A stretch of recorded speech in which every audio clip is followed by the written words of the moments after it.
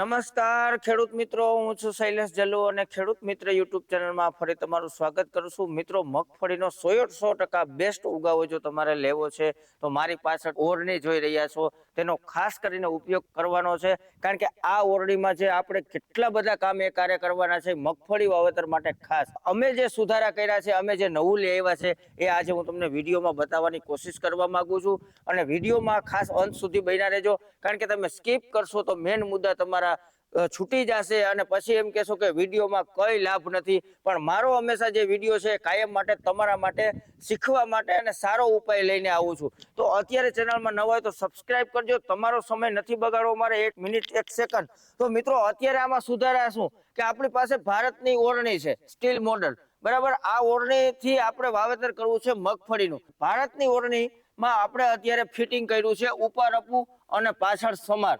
હવે આ વસ્તુ આપણે શા માટે ઉપયોગ કરીએ છીએ? ચોમાસું વાવેતર માટે. હવે વરસાદ થાય, વાવણી થાય ત્યારે આપણે મગફળી ને સોયાબીન વાવવું છે તો આપણે આ વસ્તુનો આપણે ઉપયોગ કરવાનો છે.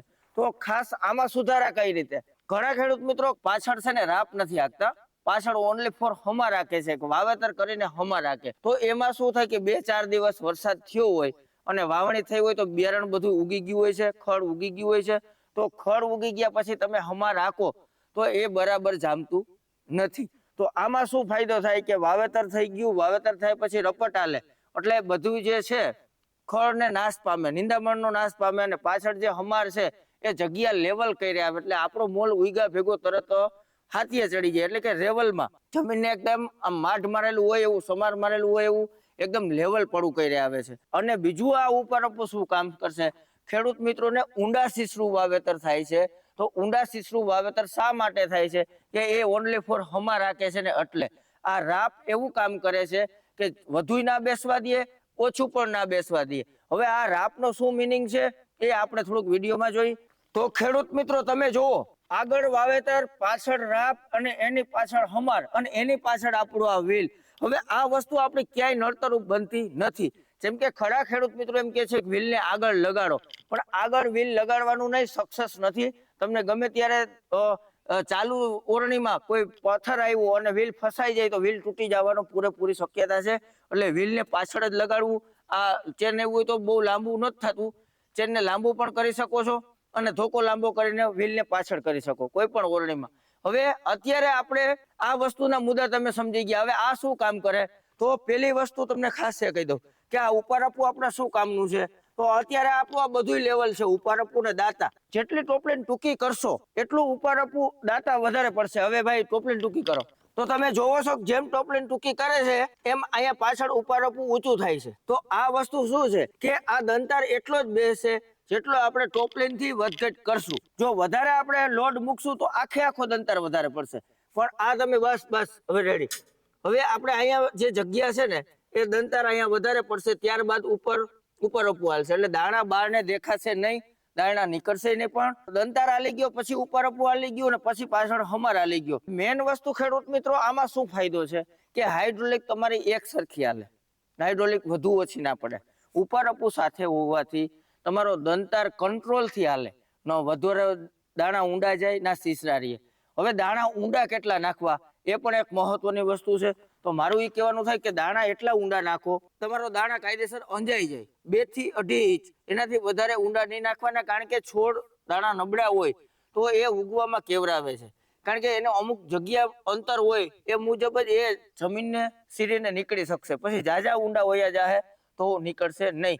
પછી સારી વાવણી થઈ હોય તો કોઈ વાંધો નથી. પછી જો નબળી વાવણી થાય ને તો નીચે પણ ભેજ ના હોય. ઘણા ખેડૂત મિત્રો એવું કરે કે ઓછો વરસાદ છે તો ઊંડું નાખે કે વાહટે નહીં, પણ નીચેનું એને તાપમાન લાગી જાય, દાણા બફાઈ જાય. અને દાણાને પટ આપવા, ફૂગના પટ આપવા, મુંડાના પટ આપવા, કારણ કે બિયારણ સીડ ટ્રીટમેન્ટ કરવી અત્યારે જરૂરી બને છે, નકર કાંઈ ઉત્પાદન થતું નથી. બરાબર.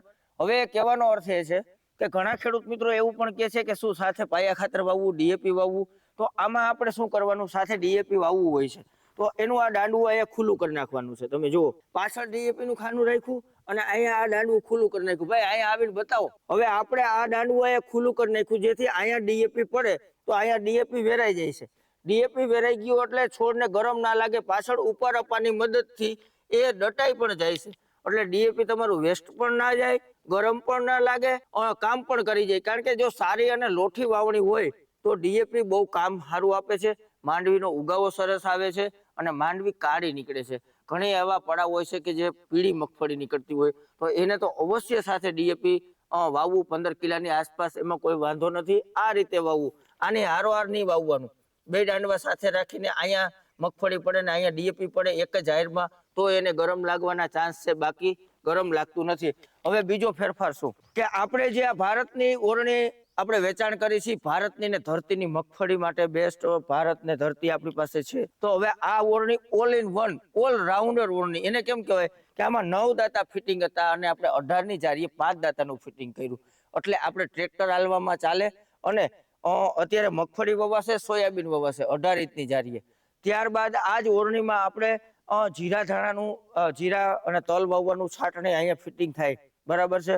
એટલે એ આપણે બધું છોડાવી નાખ્યું, આગળનું નીક્યું બમ્ફર છોડાવી નાખ્યું. એટલે આમાં એ બધાય વસ્તુ થાય. ડબલ હમારની આ ઓરણી છે.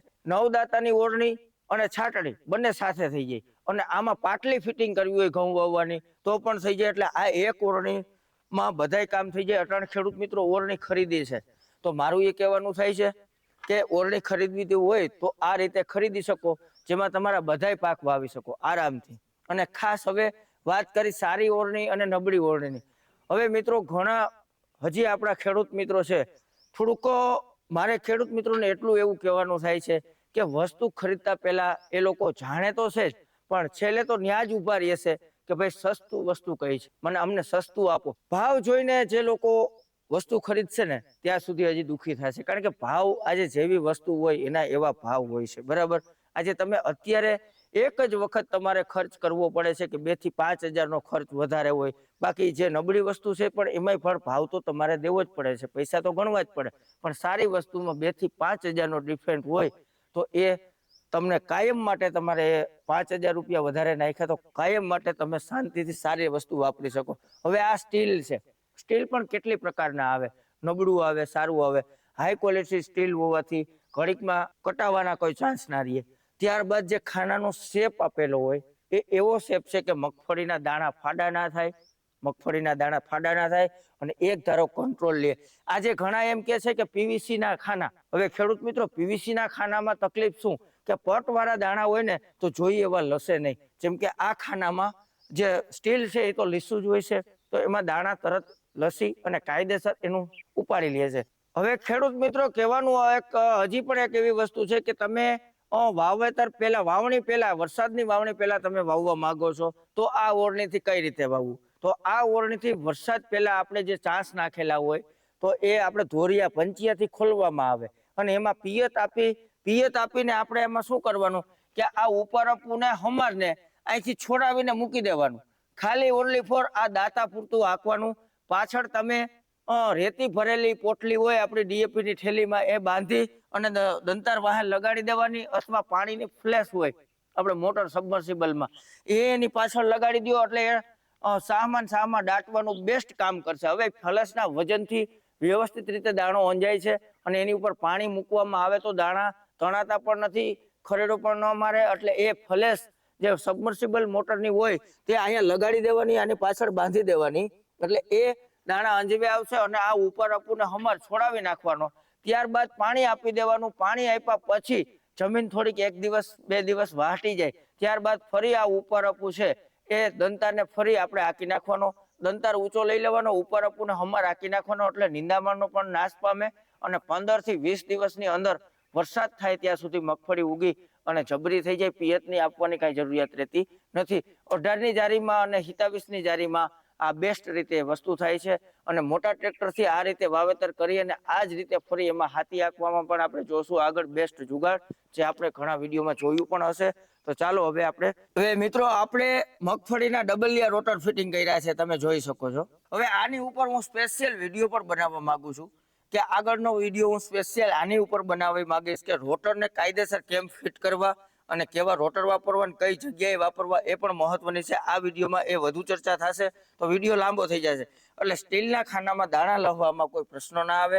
અને આ સ્ટીલ પર તમે ચમક જોઈ શકો છો કે એવે ને એવું એકદમ વસ્તુ ફ્રેશ વસ્તુમાં તમે સમજી શકતા છો કે ફ્રેશ કોને કહેવાય. એ ગ્રેડ માલને ફ્રેશ વસ્તુ કહેવાય છે. કે જે ક્વોલિટીમાં હોય. હવે આપણે બીજો ફેરફાર શું કર્યો બતાવજો આ બાજુ. ખેડૂત મિત્રો, તમારે દાણા દેખાય એવાનો પ્રશ્ન આવે છે કે તમારે દંતારને ઊંડો પાડવો છે. ઘણા ખેડૂત મિત્રો એમ કહે છે કે અમારે મોજડી દાતા જોઈ, અમારે આ સાદા દાતા નથી જોતા. તો હવે મોજડી દાતા લેવા કે સાદા દાતા લેવા, અને સાદા દાતામાં શું ફરક અને મોજડી દાતામાં શું ફરક? હવે હું ખેડૂતોને પ્રશ્ન આસાન કરી દઉં. હવે મોજડી દાતામાં પ્રશ્ન એવો આવે છે કે ભાઈ એ તમારો દાણો કે દેખાતો નથી અને તરત દટાઈ જાય છે, કેમ કે પાછળ તરત દાણો પડી જાય અને ત્યારબાદ ધૂળ આવે. તો એના માટે સોલ્યુશન માટે આપણે આ ખોબરો બનાવ્યો છે કે જે દાણા ને વેલાસર દાટે. હવે આપણે આ ખોબરાનું ફિટિંગ કર્યું છે, બરાબર, પણ આ ખોબરામાં થોડીક આપણે મિસ્ટેક રહી ગઈ છે. આ ખોબરામાં હજી આપણે ચેન્જિંગ લઈ આવવાનું છે. શું ચેન્જિંગ લઈ આવવાનું? કે આને હજી અહીંયા સુધી નીચે ઉતારવાનો છે. બતાવજો નજીકથી. અડધો ઇંચ જેટલો આ નીચે ઉતારવાનો છે. આને આની લંબાઈ વધારવાની છે અને આની પણ લંબાઈ વધારવાની છે અહીંયા સુધી, બરાબર છે. એનું કારણ શું કે અને પહોળાઈ પણ બહુ વધારવાની નથી. જેટલું ફારવું છે 2.5 ઇંચનું, તો 2.5 ઇંચ જગ્યામાં ખોબરો ફિટિંગ થવો જોઈએ, જેથી કરીને આપણી હાયર છે એ પાતળી હાયર થાય. જેટલો ખોબરો પહોળો હોય છે એટલી હાયરના દાણા આજુબાજુ થતા આવશે. જેટલી હાયર હાકડી થશે એટલી એક સીધી લીટીમાં વાવેતર થાય. એટલે મારું એવું કહેવાનું થાય છે કે આપણે જેટલી પાતળી થાય એટલી હાયર કરવાની, ખોબરાને એટલો નીચે રાખવાનો અને લાંબો કરવાનો, બરાબર, અને સાંકડો કરવાનો. અને પાછળ તમે આ ફારવાની પાછળ પણ તમે ફિટિંગ કરી શકો છો. અને આવો હેવી ખોબરો બનાવજો, પણ કહેવાનો અર્થ પાછળ ફિટિંગ થઈ શકે ને આગળ થઈ શકે, બરાબર. ફારવું આગળ રહે અને તો હાકડો પણ બનાવી શકો કે આ દાંડવા જેટલો જ પોળો, એટલે 2 ઇંચની અંદરમાં આપણા દાણા રમે, આગળ પાછળ ન થાય. એટલે તમે ટૂંકા ગાળે આપણે હાથી આંકી છીએ, બરાબર. હવે આ ટ્રેક્ટરથી આપણે 13ના ટાયરમાં આપણે 5 દાતા 18નું વાવેતર કરી શકીએ, 27નું વાવેતર કરી શકીએ, 30ની જારીએ વાવેતર આ ઓરણીમાં કરી શકીએ છીએ. ને આ એક જ ઓરણીમાં આપણા તમામ કામ થવાના છે. તો હવે લાંબી ચર્ચા ન કરતા પહેલા હું તમને એક સરળ ભાષામાં એટલું કહી દઉં કે આપણા ખેડૂત મિત્ર કૃષિ મોલમાં આપણે ભારત ઓરણીનું વેચાણ કરીએ છીએ. બમ્પર વેચાણ છે, અત્યારે ખેડૂતોની માંગ પણ છે. જે કોઈને અમારી આ સિસ્ટમનું ઉપારપું હમાર અને આવી ઓરણી ખરીદવી હોય તો એ આપણે ડિસ્પ્લે કરેલા નંબર ઉપર કોન્ટેક્ટ કરો. જે અમે તમને આ સિસ્ટમથી તમને બનાવી આપશું. તો તમારે હજી પણ સમય છે. હમાર ઉપારપું આ બંને અમે હાથે બનાવી છીએ. અમારા દેશી જુગાડ કહેવાય અને બહુ સરસ હાલે છે. તો આ વસ્તુ તમારે બનાવવા માટે આપણે ડિસ્પ્લે કરેલા કોન્ટેક્ટ નંબર ઉપર કોન્ટેક્ટ કરો. તમને વ્યવસ્થિત રીતે સુતરાઈથી સારું કામ આપશું એવી મારી તમને ખાસ ભલામણ છે. અને આ વસ્તુ સક્સેસફુલ છે. વર્ષોથી અમે આંકી છીએ. આ વર્ષે નવો કોઈ જુગાડ બનાવ્યો એવું નથી. ઘણા ડિસ્ટ્રિક્ટમાં તો આ ચાલે જ છે, પણ ઘણી ડિસ્ટ્રિક્ટમાં આ વસ્તુ નથી ચાલતી. તે લોકોને ખાસ ઉપયોગી બનવાની છે આ. તો તમે ખાસ કોન્ટેક્ટ કરો. અમે તમને આ રીતે સેટિંગ કરી અને બધું જ એક જ ઓરણીમાં વાવેતર થાય, સોયાબીન ને મગફળી કે કંઈ પણ, તો તમારે ખાસ કોન્ટેક્ટ કરો. બસ આટલી ખેડૂત મિત્રોને ભલામણ છે. હવે વિડીયો લાંબો ન થાય, વિડીયોને પૂર્ણ વિરામ આપી દઈ. ફરી નવા વિડીયોમાં, આગળના વિડીયોમાં એવો બનાવવા માંગુ છું કે રોટરને ફિટિંગ કરવાની એક સરસ પદ્ધતિ, સરસ રીત, એ હું તમને દાણા ફાડા ના થાય અને મગફળીમાં દંતાર કેવી રીતનો હાંકવો એ એક બહુ મહત્વપૂર્ણ હજી પોઈન્ટ છે. આ વિડીયોનો નેક્સ્ટ પાર્ટ બીજા વિડીયોમાં આપણે મળશું. તો અત્યારે વિડીયોને પૂર્ણ વિરામ આપી નવા વિડીયોમાં મળશું. ત્યાં સુધી જય જવાન, જય કિસાન, ભારત માતા કી જય.